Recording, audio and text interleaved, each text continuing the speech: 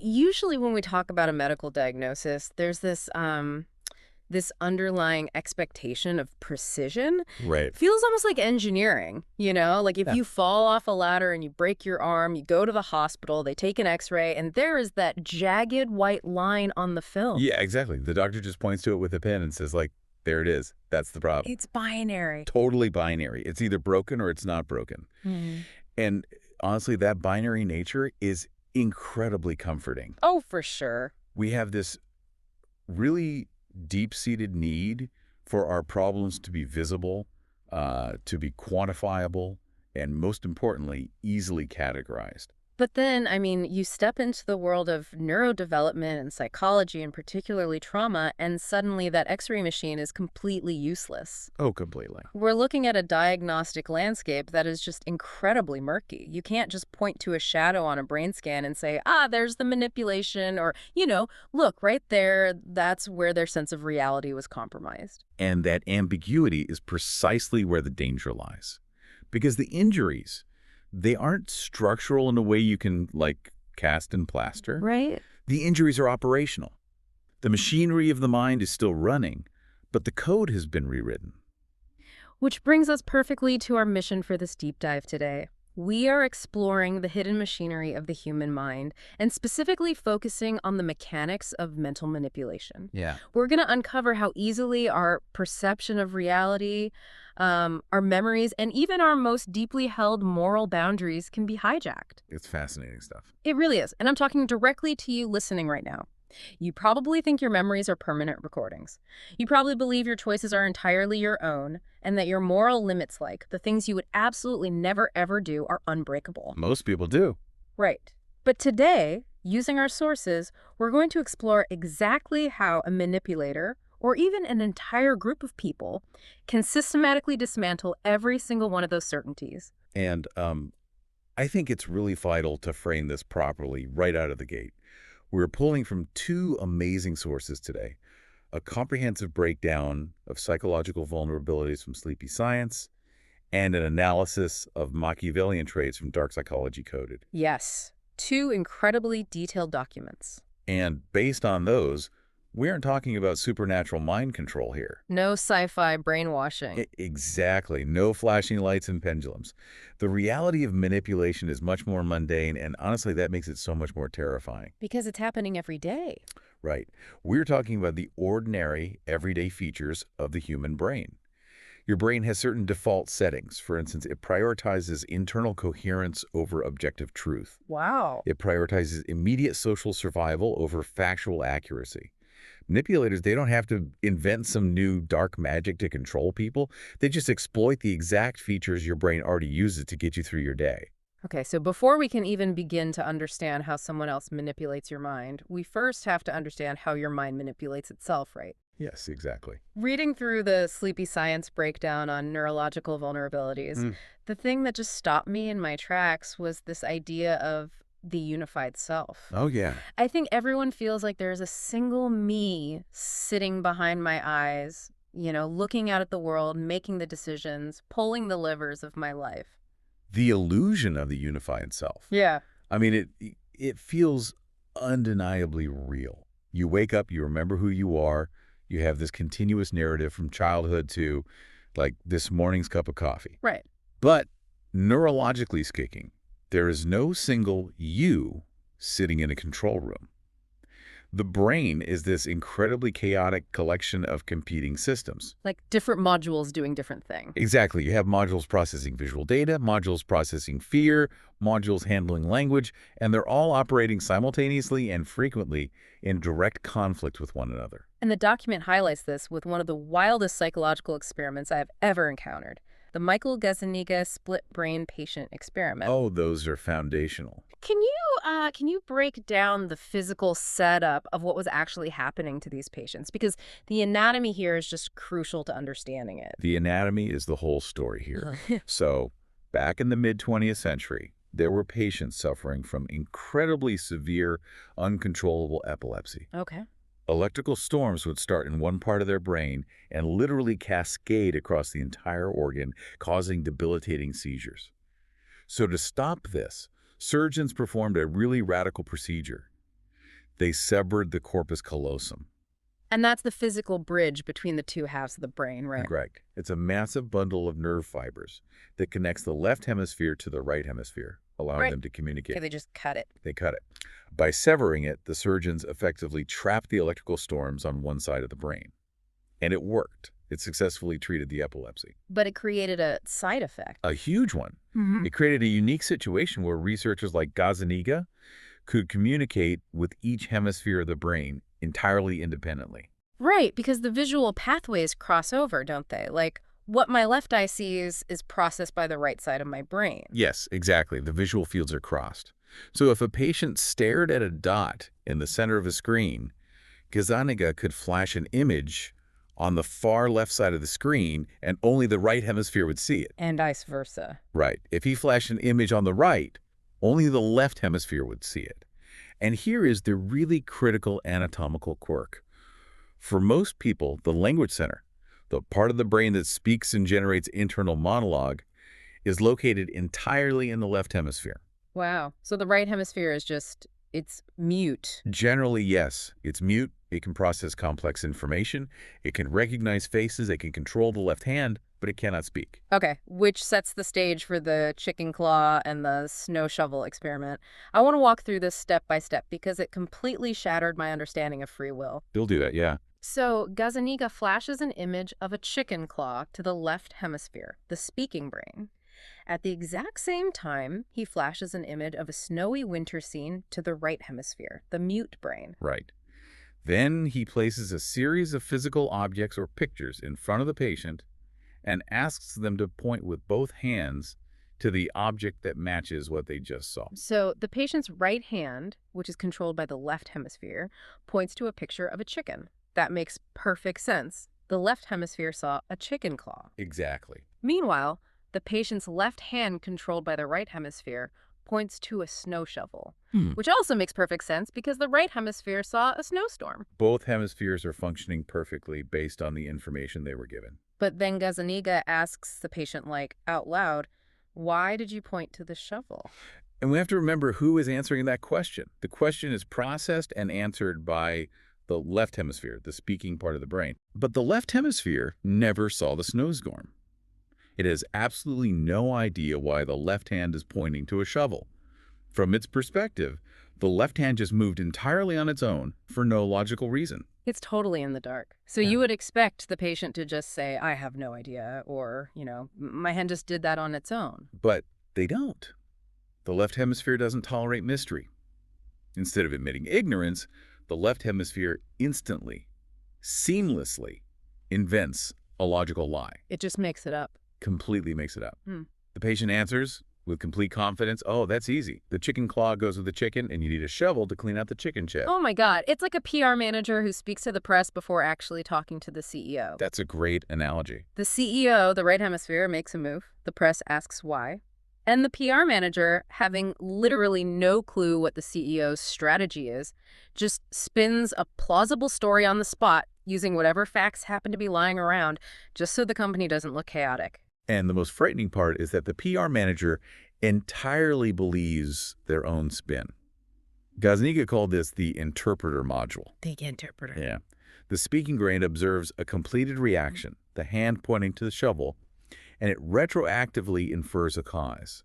It stitches the available information into a narrative that maintains the illusion of a cohesive self. So the left hemisphere didn't know the truth, so it prioritized narrative coherence over accuracy. Exactly. If this interpreter function is running all the time in healthy brains too, that means we are constantly inventing reasons for our own behavior after the fact. We absolutely are. Like I might feel a sudden impulse to leave a party. Maybe my body reacted to a subtle cue in the environment, a micro-expression on someone's face that signaled rejection. But my conscious brain didn't register it. Right, the conscious brain missed it. So my internal PR manager just says, I'm leaving because I'm tired. I don't realize I'm inventing the reason. It feels like the tiredness caused the action, but the action actually happened first. This is the absolute baseline vulnerability that any manipulator exploits. They understand intuitively that if they can manipulate your environment to force you into an action, Your own brain will step in and invent a perfectly rational reason to justify why you did it. Wow. You will literally do the work of deceiving yourself for them. That perfectly frames the choice blindness experiment by Peter Johansson. We trust our own internal PR manager so much that we will defend choices we actively rejected. Well, the photograph experiment. Yes, this is wild. Can you walk us through the sleight of hand here? Sure. So Johansson and his colleagues showed participants pairs of photographs of faces and asked them a really simple question. Which of these two faces do you find more attractive? Okay. The participant looks at face A and face B, points to face A and says, that one. And then the researcher slides face A face down across the table to the participant and asks them to pick it up and explain why they chose it. But the researchers were practicing close-up magic. When they slid the card across the table, they secretly swapped it. They handed the participant face B, the face the participant had literally just looked at and rejected. So the participant turns over the card, looks at the face they decided they did not prefer 10 seconds ago, and the researcher asks, why did you choose this person? What is the immediate reaction? Like, do they flinch? Do they realize the trick? In the vast majority of trials, they don't even notice the switch. Not at all. Not at all. Their brain accepts the social reality, the researcher handing them the card over their own internal memory. But what happens next is the real revelation. What do they do? They don't just accept the wrong card, they confidently proceed to explain why they preferred this face. They will look right at the rejected photo and say, well, I really like her smile, or he just looks like someone who has a great sense of humor. Even if the original person they picked wasn't smiling. Exactly. They are citing physical features that only exist on the rejected photograph. They are generating this beautifully articulated, philosophically sound reason for a choice they never actually made. Because the mind detests an unexplained gap. It hates it. When the outcome is presented as an established fact like, here is the photo you chose, the mind doesn't bother verifying the premise. It immediately jumps to solving the new problem. Why did I do this? That is wild. And this phenomenon extends far beyond photographs of faces. They have replicated this with consumer products like tasting jams or teas. Oh, really? Yeah, and even with deep-seated political and moral statements. Researchers have tricked people into confidently defending the exact opposite of their own stated political beliefs just by altering their survey answers and asking them to elaborate on why they wrote it. Think about how often we do this in our daily lives. Just for you, the listener, think about how often you end up in a situation you didn't really want to be in, but to maintain a coherent identity, you spin it. All the time. You take a job out of desperation, it's a terrible fit, you're miserable, but instead of admitting, I made a choice out of panic and I'm trapped, your PR manager goes into overdrive. It's a stepping stone. Right. Well, I chose this job because it's a stepping stone. It's building my character. It's teaching me resilience. We are so deeply desperate for our lives to make sense, for our narrative to feel intentional, that we will rewrite our own motivations in real time. We are meaning-making machines. But the machinery is completely blind to its own fabrications. So it's not just our choices that are an illusion, though. The document goes all the way down to the physical level. Our sense of literally inhabiting our own body. Yeah, body ownership. Because I look at my hand, I can flex my fingers, I know it's mine. It feels like an irreducible biological fact. It feels fundamental, absolutely. But neurologically, body ownership is a highly complex, continuously constructed experience.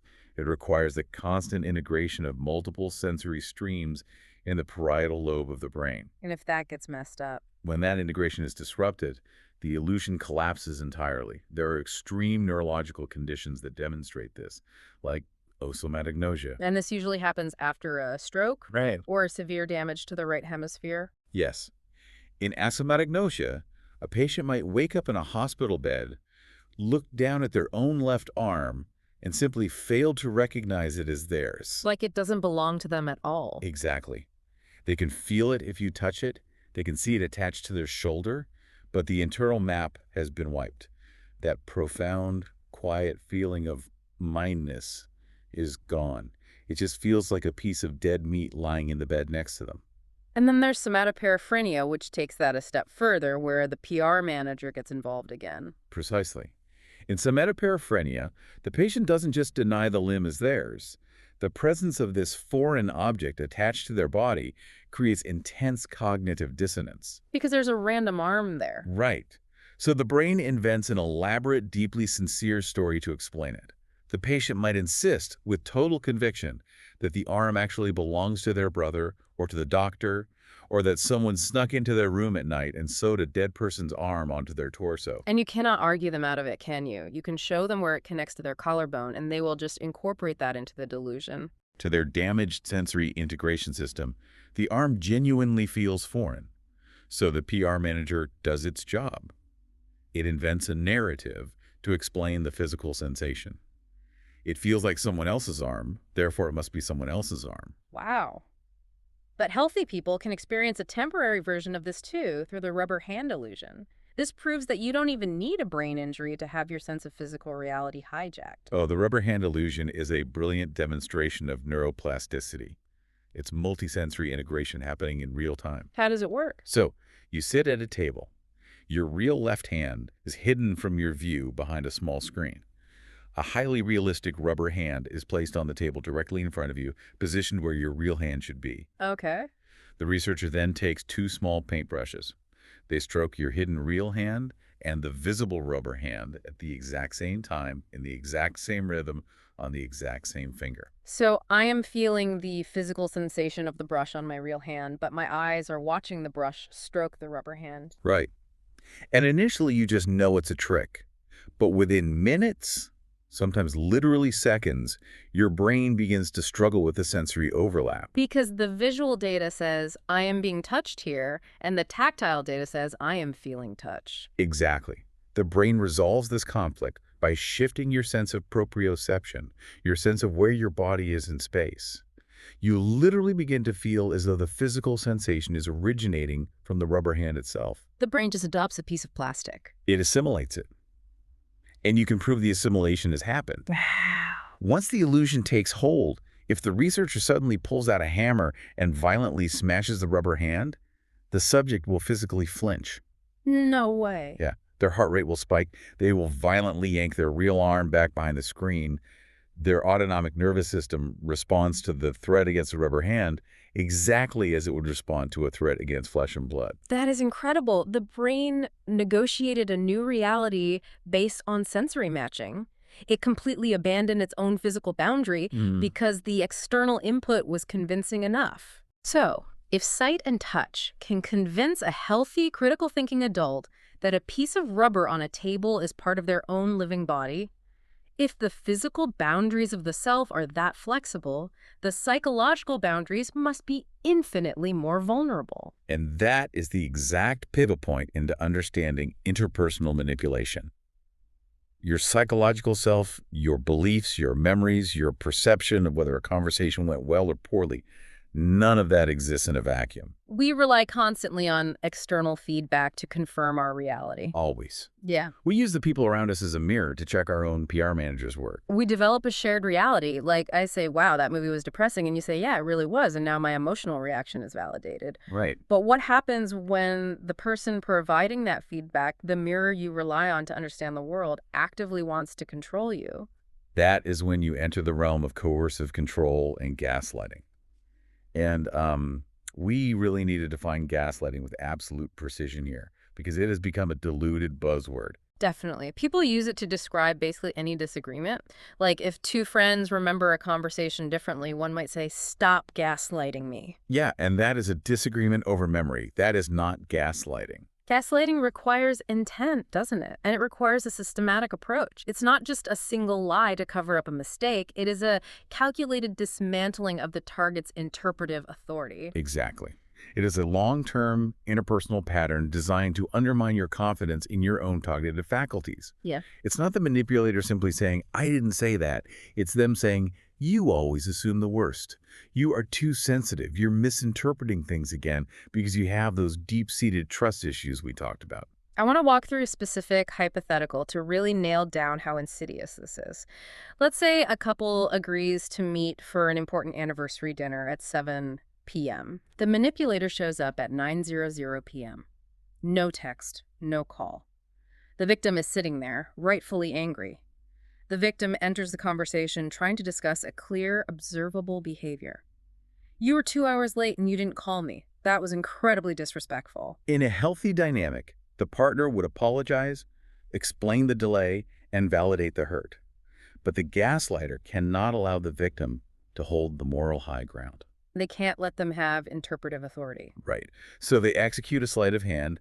They reply with something like, I cannot believe you are attacking me right now. You know how much pressure I am under at work. I rushed here just to see you, and instead of being happy, you immediately start a fight. You always do this. You have this desperate need to turn everything into a crisis because you are so insecure about us. The pivot is breathtaking. Suddenly, the conversation is no longer about a watch or a clock or being 2 hours late. Not at all. The focus has completely shifted from the manipulator's bad behavior to the victim's supposedly defective personality. The event being late is technically acknowledged, but the meaning of the event is entirely rewritten.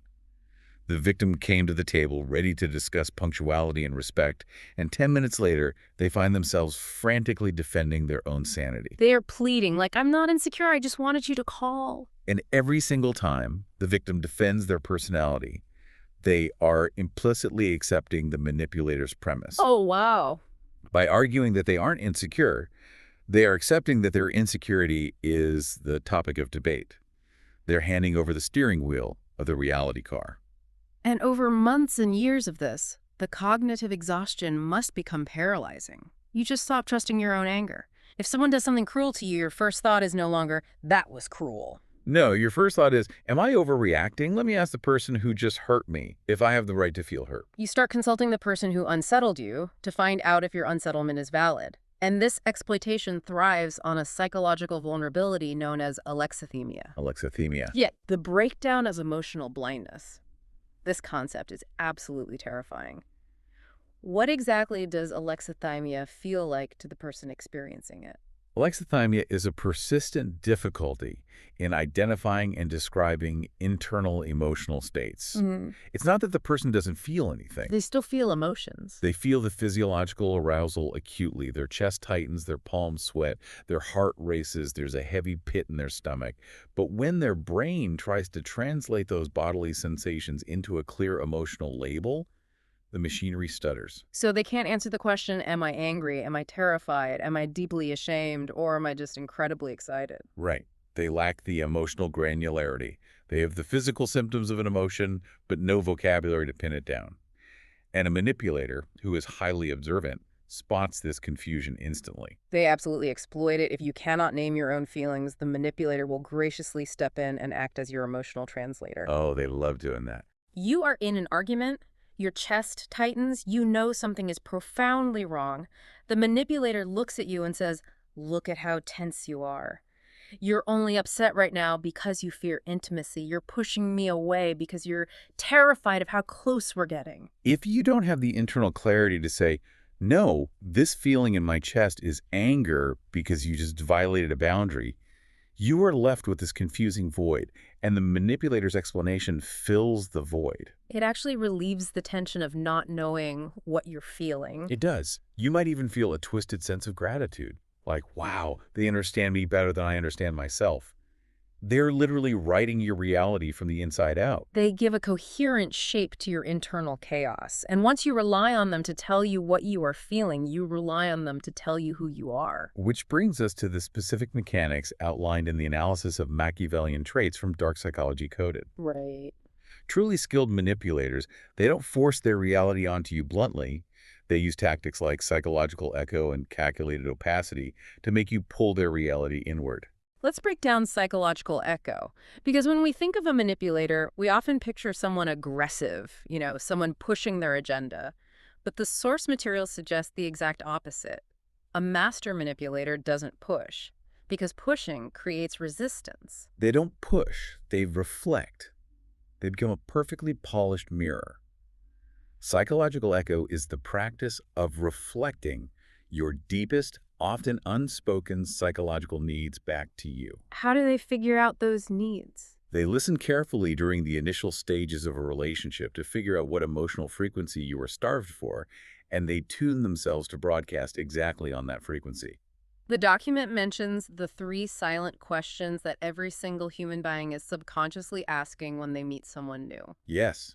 Do you see me? Do you understand me? Do you value me? Those 3 If a questions. manipulator can answer a resounding yes to Brr. those 3 questions in the first few interactions, they completely bypass your critical defenses. So if you are someone who deeply needs to feel intelligent and competent, the manipulator won't try to outsmart you. No, they will constantly ask you for advice. They will marvel at your insights. And if you are someone who needs to feel protective and strong, They will present themselves as vulnerable, misunderstood by the world, needing your specific brand of shelter. they aren't speaking their native language. They are fluently speaking yours. They find the positive version of your deepest insecurity and echo it back to you.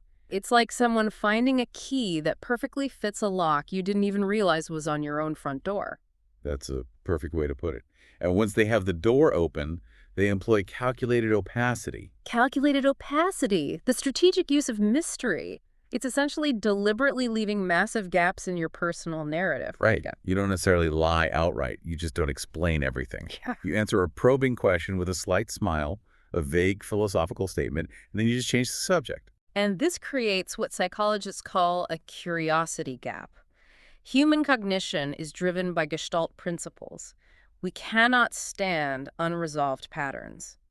If you see a circle with a small piece missing, your brain automatically fills in the line to make it whole.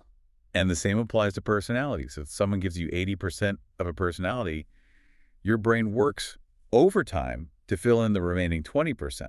And crucially, because of the psychological echo, because this person has already made you feel so incredibly seen, understood, and valued, your internal PR manager is heavily biased in their favor. Oh, heavily. So when your brain fills in those deliberate gaps, it fills them with idealized assumptions. You do the heavy lifting of deception for them. Yeah. You don't have to pretend to be a perfect, highly moral, deeply complex person. They just have to be vague, and you will project your own desires into the empty space they leave behind. You construct a fantasy version of them, and then you fall in love with your own construction. Yes.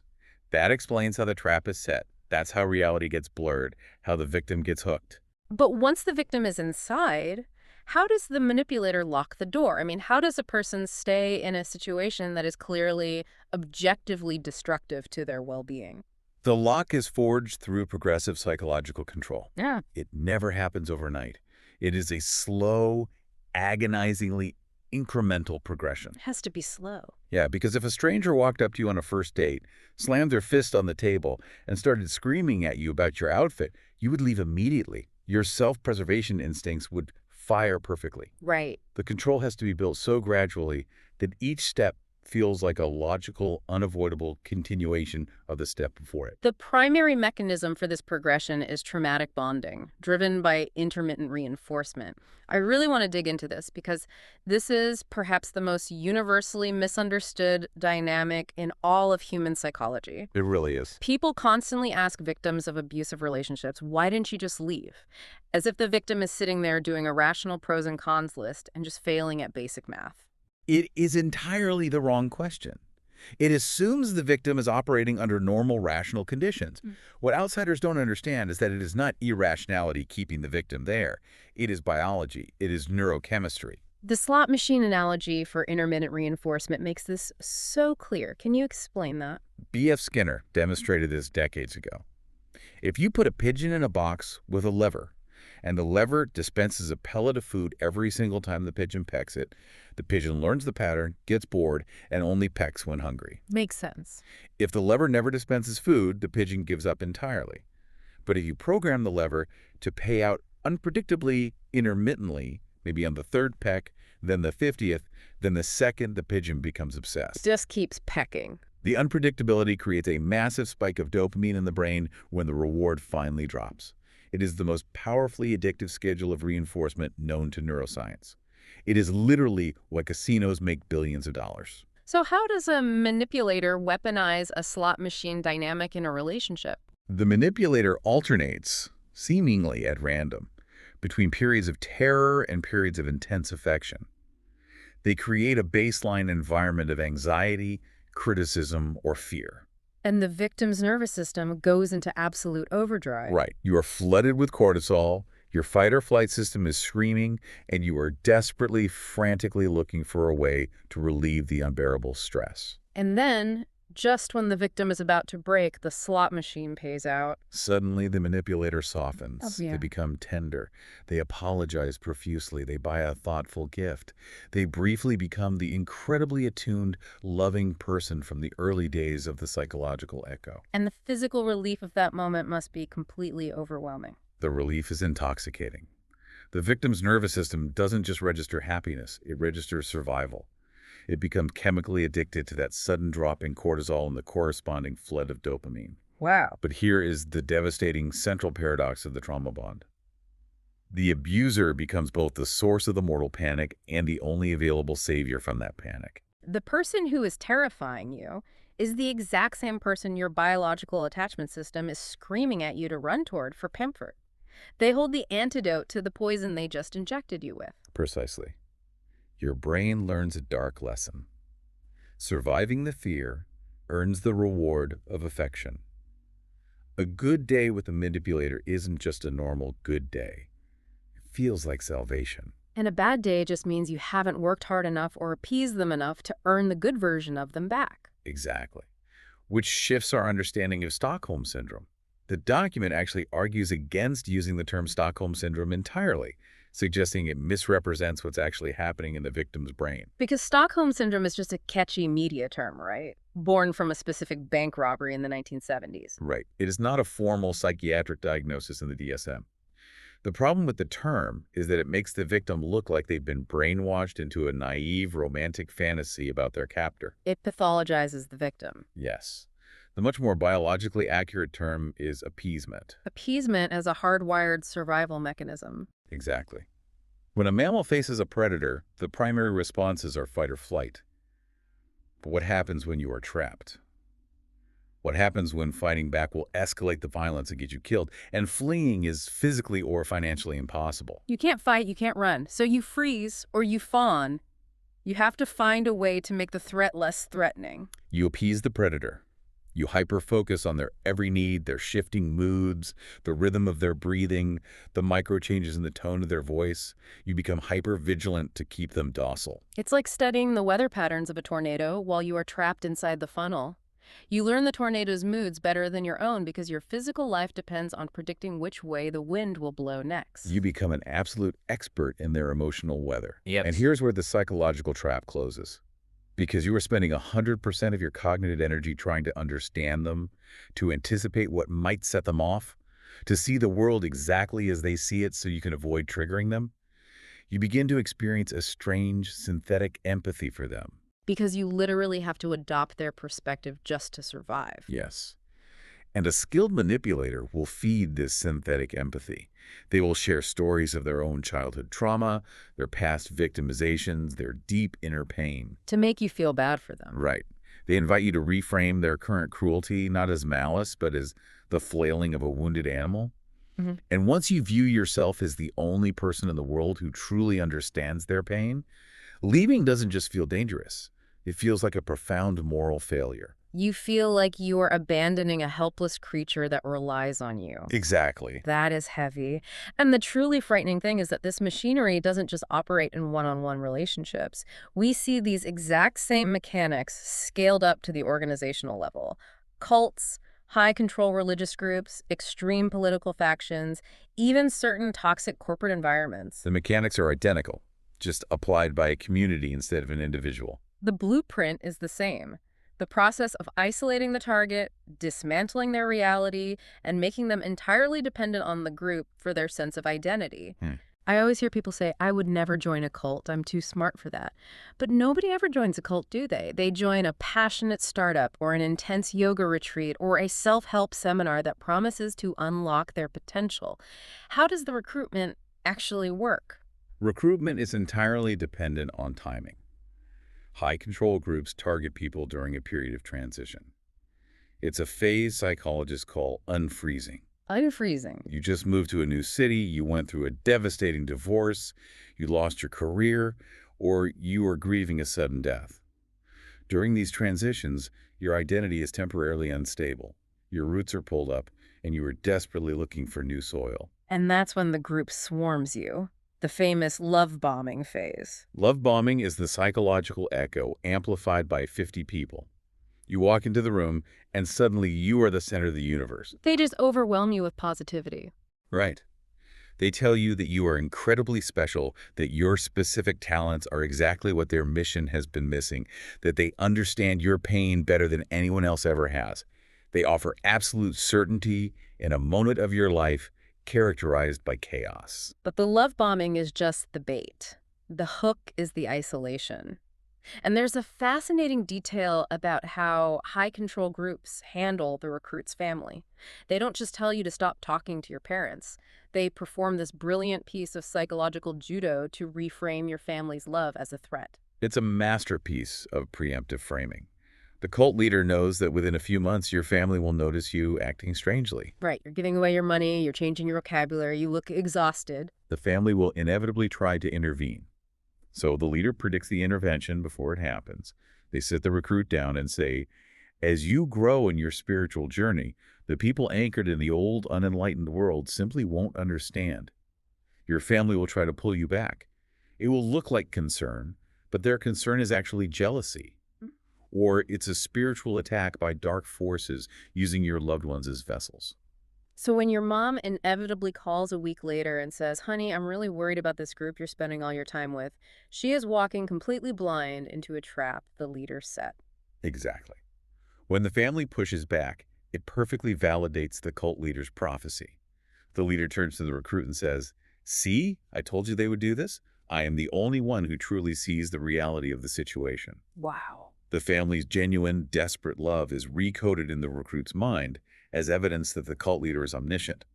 Every single attempt the family makes to save the recruit only drives the recruit deeper into the group's closed reality. This is where we need to talk about intelligence. We touched on this earlier, but I want to dive deep into it now because it shatters a massive cultural myth. We tend to think that only gullible, uneducated, or weak-minded people fall for cults or stay in abusive dynamics. But the research points in the exact opposite direction. It is a massive, dangerous misconception. Intelligence does not protect you from manipulation. In fact, highly intelligent people are highly prized targets for high-control groups. Why? Why would a cult leader want a genius in their ranks who might see through the lies? Because a highly intelligent person is capable of inventing highly sophisticated, impenetrable rationalizations for the group's absurd contradictions. Like what? Think about a doomsday cult. The leader predicts the world will end on Tuesday. Tuesday comes and goes. The sun rises. The prophecy fails.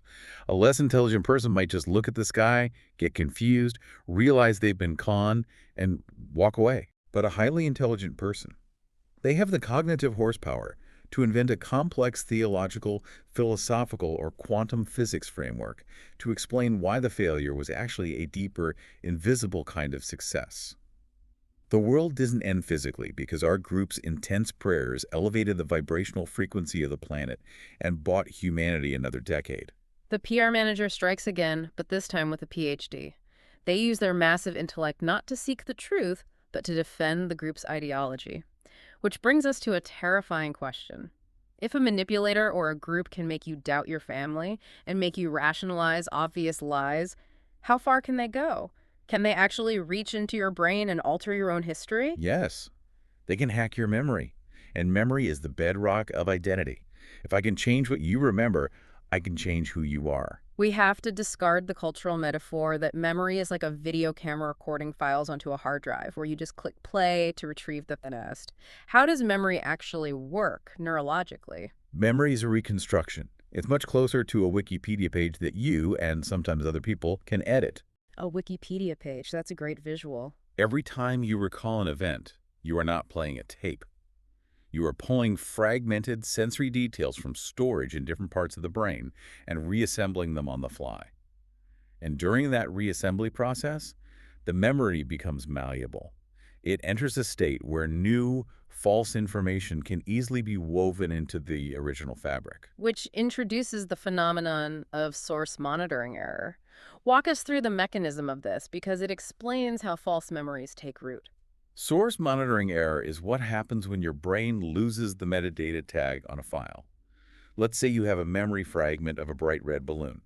Your brain has the image, but it forgets where that image came from. Did you see it? Did you dream it? Exactly. Did you see a red balloon at your 5th birthday party? Did you dream about a red balloon last month? Did you see it in a movie? Or did someone just tell you a vivid story about a red balloon yesterday? The data is there, but the source is wiped. Right. And because the brain demands narrative coherence, it will often accidentally attach that floating fragment to a real autobiographical memory. Elizabeth Loftus, a pioneer in this field, demonstrated this with the famous Lost in the Mall experiment. Explain the setup of that experiment. It's legendary. Researchers contacted the families of the participants and gathered 3 true childhood stories for each participant.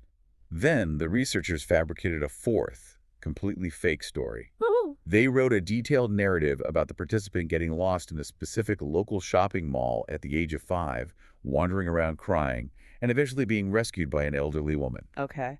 The researchers presented a booklet containing all 4 stories to the participants and simply asked them to read them and write down whatever else they could remember about the events. And obviously they can't remember the mall event because it never happened. Initially, many said they didn't remember it, but over a series of follow-up interviews, a significant percentage of the participants not only began to remember the fake event, but they started confabulating. Confabulating. Yeah. Adding details. Adding their own rich sensory details to a lie.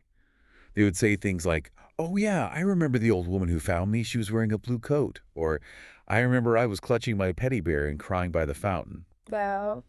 They took the suggested narrative, combined it with their general knowledge of what malls look like, and wove it seamlessly into their actual autobiography. It's the misinformation effect. The introduction of new data alters the past. And Loftus and Palmer proved this applies even to immediate short-term memory with the car crash films, right? Yes, this study has massive implications for the legal system. They had participants watch a short video clip of 2 cars colliding at an intersection. Afterward, they asked the participants to estimate the speed of the vehicles, Simple enough. but they split the participants into groups and changed a single verb in the question. Group A was asked, how fast were the cars going when they hit each other? Group B was asked, how fast were the cars going when they smashed into each other? Just changing hit to smashed. Just that one word. Group B, who heard smashed, estimated the cars were going significantly faster than Group A. But the truly chilling part came weeks later. They brought the participants back and asked them, did you see any broken glass in the video? There was no broken glass in the original video. None. But the participants who had been exposed to the word smashed weeks earlier were significantly more likely to falsely remember seeing shattered glass on the road.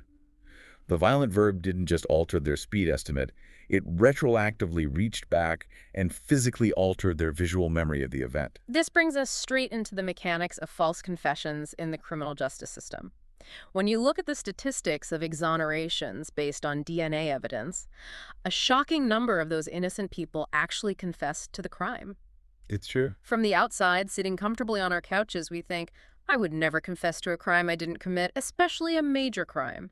How on earth does an innocent person's mind break to the point of signing a confession? It seems utterly impossible until you look at the interrogation room through the lens of psychological manipulation. The modern interrogation process is designed to systematically dismantle reality. How does it start? It starts with extreme isolation and fatigue. You are removed from your familiar environment, placed in a small, windowless room, and deprived of sleep for hours, sometimes days. This physically weakens the prefrontal cortex, the part of the brain responsible for logical reasoning and resisting suggestion. You weaken the hardware first. Then you attack the software. The interrogators use a tactic of absolute certainty combined with false evidence. They look the innocent suspect in the eye and say, we know you did it. We have your fingerprints on the weapon. We have 3 eyewitnesses. You failed the polygraph. But they're lying. And we have to note, in many jurisdictions, it is perfectly legal for law enforcement to outright lie about the existence of evidence during an interrogation. So the suspect's PR manager is faced with a massive, catastrophic cognitive conflict. The internal memory says, I know I was at home watching TV. But the ultimate authority figures are presenting undeniable, absolute proof that they were at a murder scene. And just when the suspect's reality is fracturing, the interrogator introduces Minimization. Minimization. They provide a moral excuse for the crime. They lean in, play the good cop, and say, listen, we know you're not a monster. We know the victim provoked you. It was a crime of passion. Anyone would have lost control in that split second. It was essentially an accident. Just sign this paper saying it was an accident, and we can stop this nightmare and let you sleep. They offer an exit door from the unbearable pressure of the room. Saul Kassin demonstrated how easily this works in a lab setting with the computer crash experiment. Kassin's experiment is a perfect microcosm of an interrogation. College students were brought in for a typing task. The researcher gave them a very stern warning. Whatever you do, do not hit the Alt key on your keyboard. If you hit it, the computer will crash, and all the experiment's vital data will be permanently destroyed. A high-stakes rule. Exactly. Mm-hmm. A few minutes into the typing task, the computer is programmed to crash automatically. The screen goes black. The researcher bursts into the room furious and accuses the innocent participant of hitting the forbidden Alt key. And the participant knows they didn't hit it. They deny it. They vehemently deny it. But then the researcher brings in a confederate, an actor, pretending to be another participant in the room.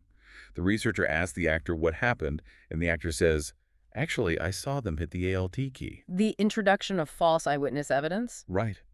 Under the pressure of the accusation and the false evidence, a huge majority of the innocent participants agreed to sign a written confession stating they destroyed the data. But the deeper horror is what happened next. After the experiment, the participant would be sitting in the waiting room. A new person, not involved in the experiment, would walk in and casually ask, hey, what happened in there?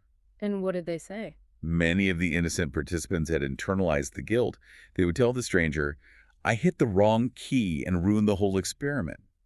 And some even confabulated details, saying, I was trying to hit the space bar and my finger must have slipped and hit the Alt key by mistake. Okay, I have to push back here because this is where my brain struggles.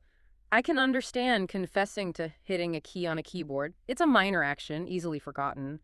But a violent crime, a murder. How could someone truly doubt their own innocence when the stakes are life in prison? You don't just forget committing a murder. You're right, you don't forget it. Wow. But the interrogator uses the absence of the memory as a weapon.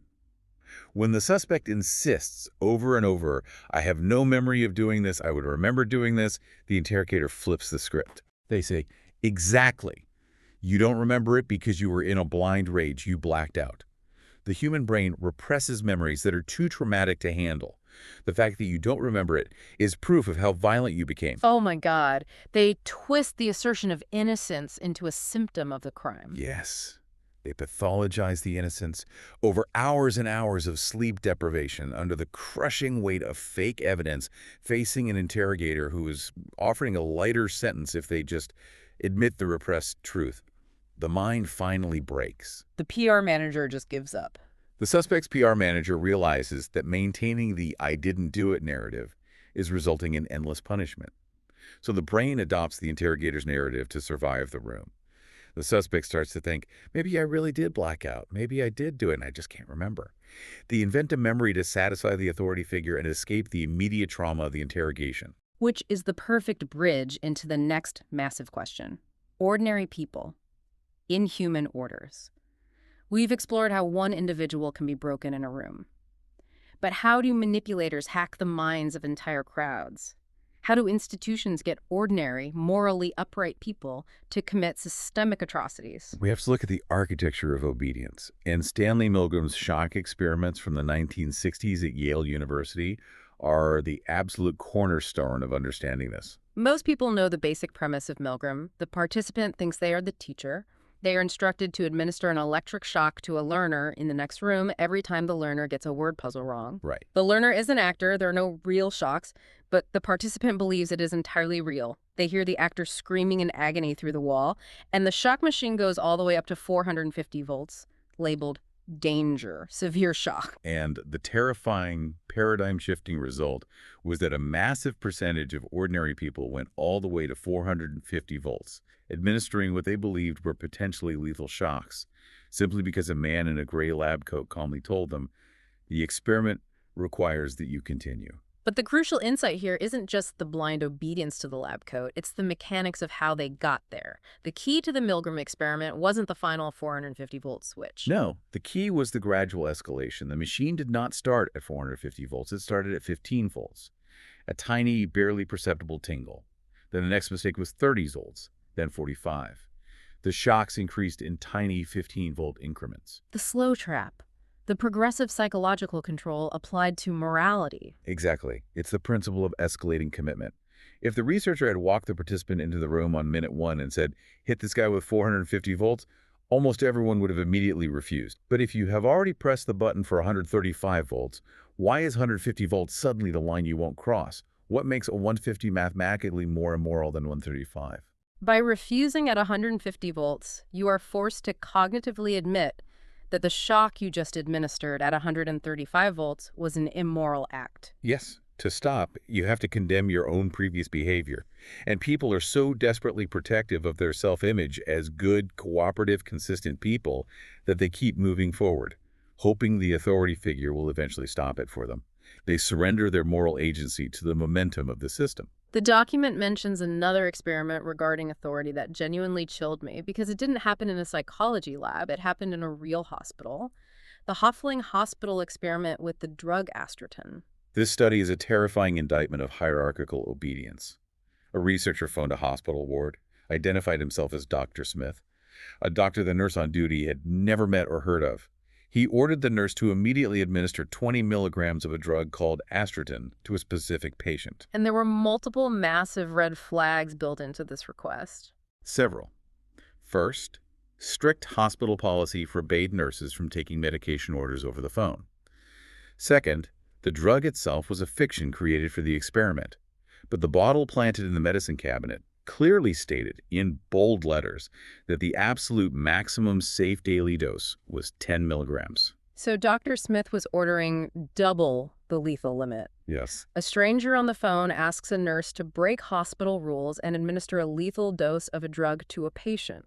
What happened? 21 out of 22 nurses located the drug, drew 20 milligrams into a syringe, and were walking toward the patient's room to inject them before a hidden observer stepped in and stopped them. 21 out of 22. These are highly trained medical professionals whose entire job is patient safety. How does the brain bypass that training so completely? Because the presence of an authority figure changes the neurological processing of the task.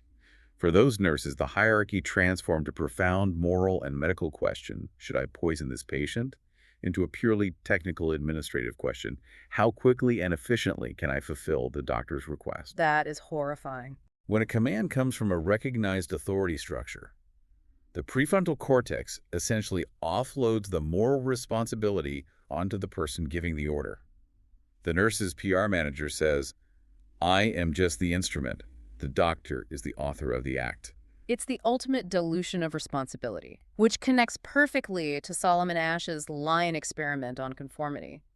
It shows that it's not just authority figures who can override our reality, it's the sheer weight of a crowd. Asch's experiment is elegantly simple. He brought a participant into a room with several other people. He showed them a card with one single line drawn on it.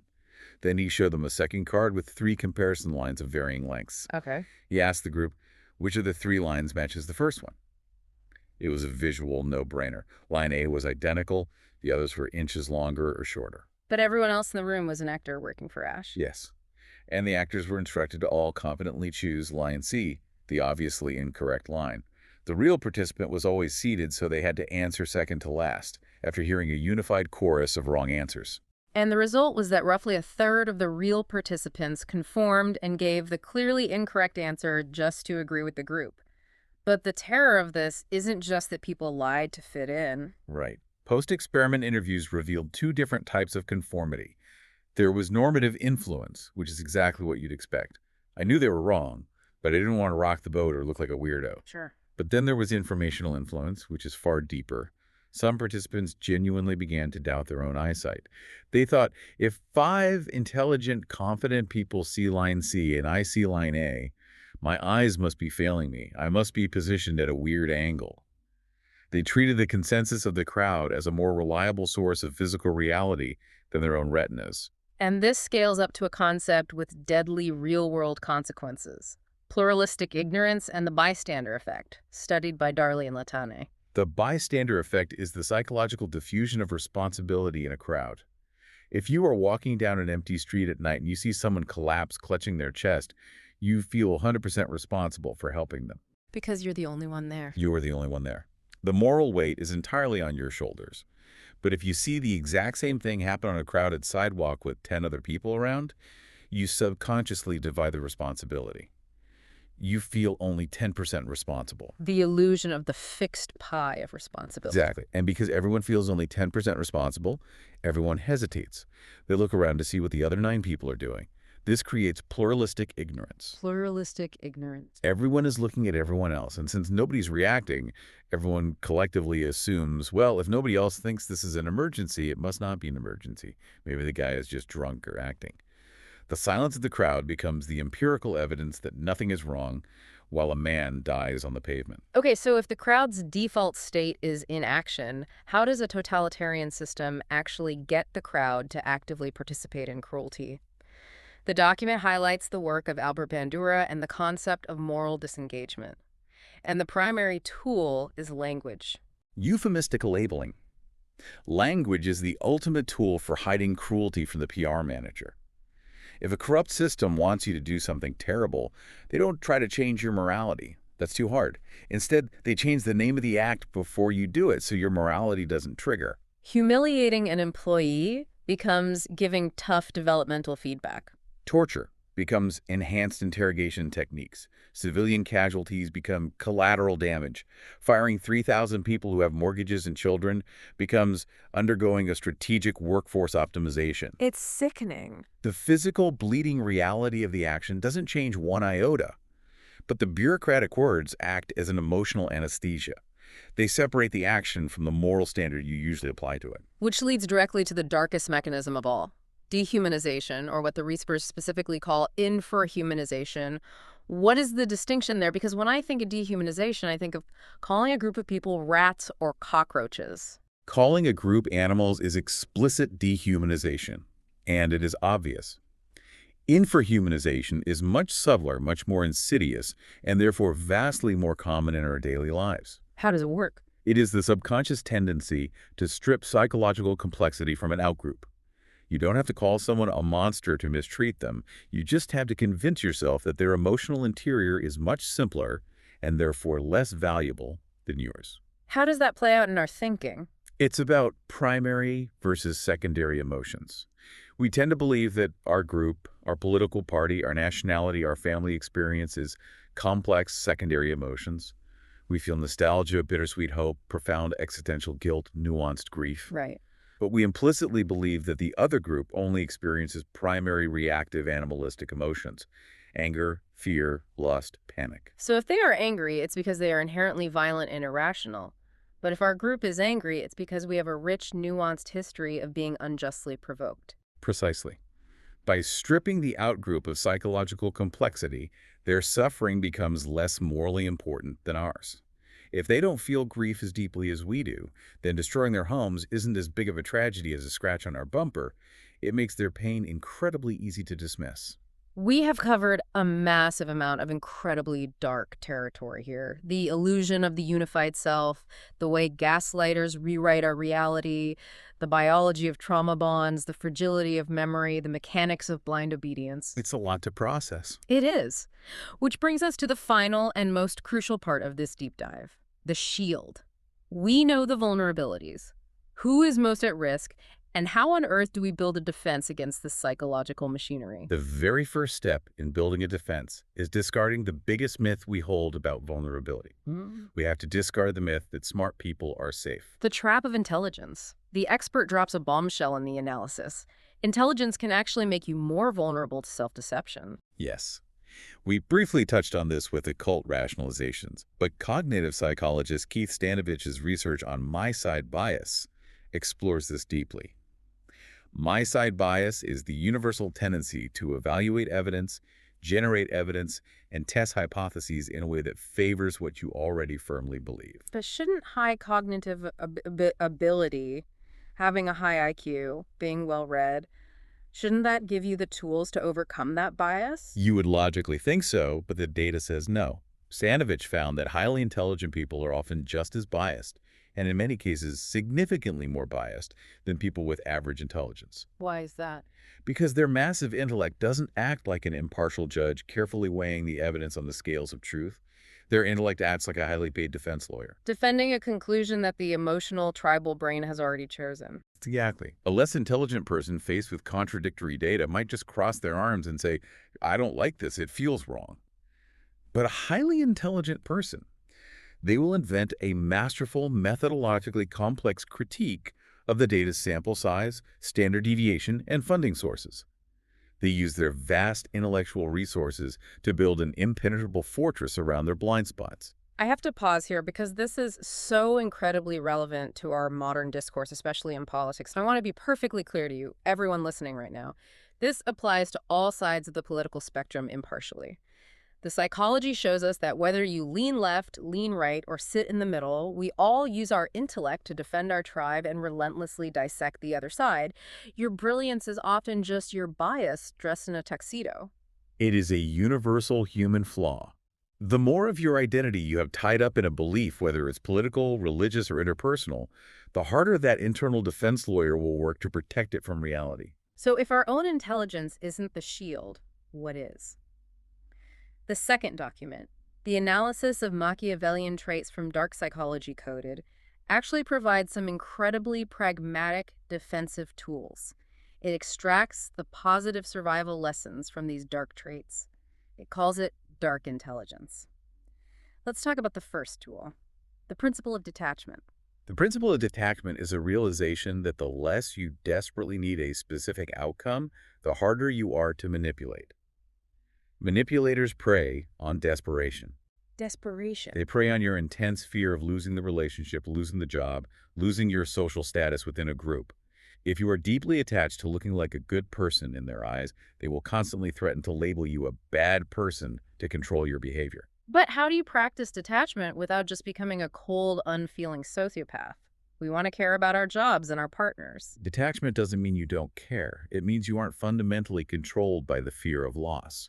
It means having an internal core that remains intact, regardless of external circumstances. Okay, that makes sense. You care about the job, you do your best, but you know deeply that you will survive if you lose it.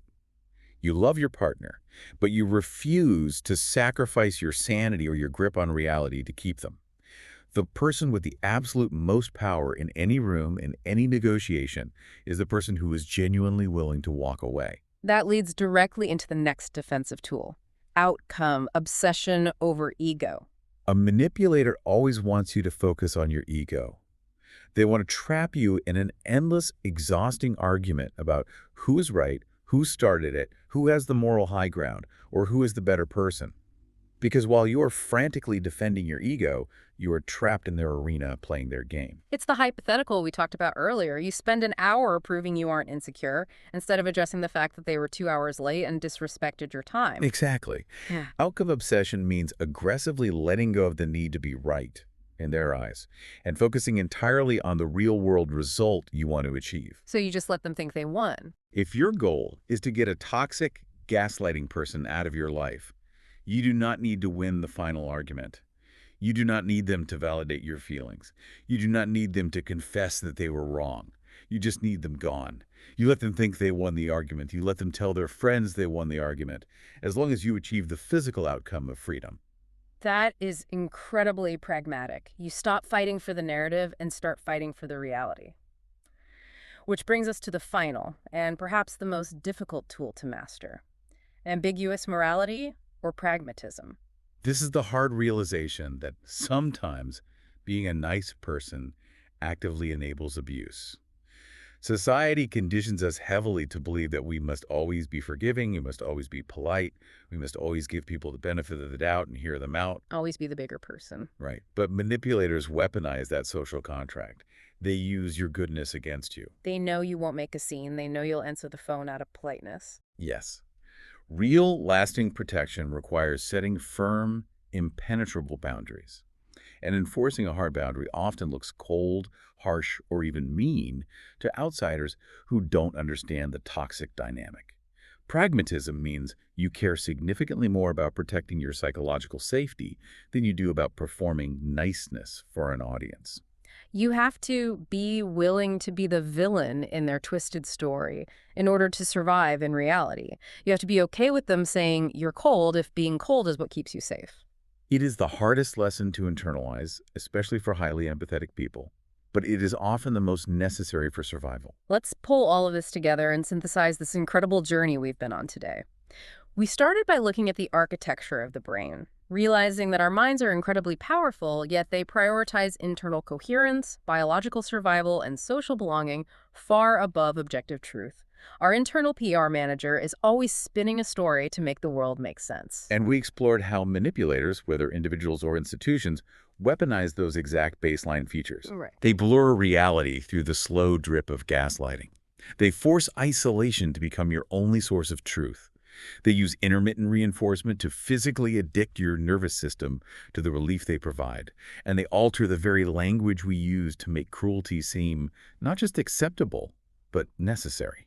We saw how escalating commitment and the diffusion of responsibility can push ordinary people to commit atrocities simply because an authority figure ordered it or the crowd stood by in silence. And perhaps most importantly, we learned that our intellect won't act as an automatic shield. In fact, if we aren't careful, our intelligence will just build a more elegant, rationalized prison for us to live in. But the defense exists.